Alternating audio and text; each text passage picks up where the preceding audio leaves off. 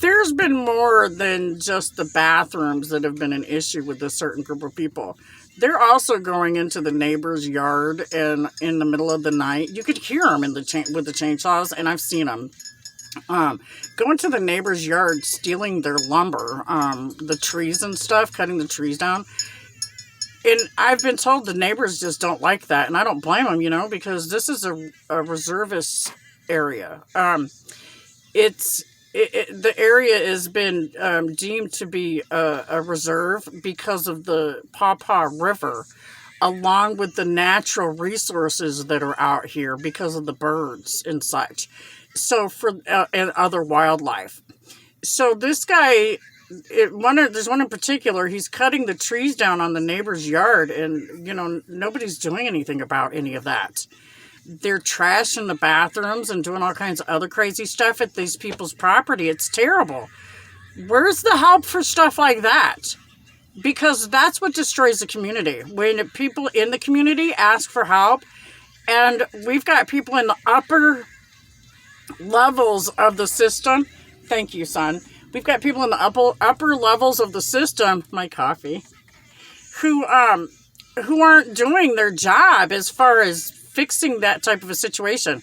And so there's also some mix with paperwork with regards to commercial zoning or something. Now, as for me, I'm Native American, and that's been documented. I requested an easement, so that would have helped me out. Last summer I did that, and that should have went through. I requested that Department of Health and Human Services do that for me because I'm disabled and need accommodation.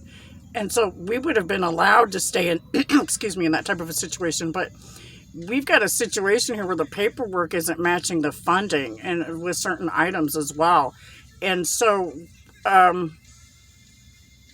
what's going to happen with all of that? Because there's people out here that's really worried about what's going to happen as far as having a roof over their head, especially when we're looking at stuff like these guys are being forced every 6 months to just move their campers and RVs for a little while and then put it back so that they don't have to move. So there's a bunch of stuff going on out here that's just really crazy, and I've never seen anything like it before in my life. And that's why people get frustrated and mad, because you've got all this stuff going on and nobody's doing anything when it's reported. But other people are going to jail that are innocent. So what's wrong with that picture? Could someone please explain that to me? Perhaps somebody in law enforcement. God bless America. Have a blessed day. And back the badge.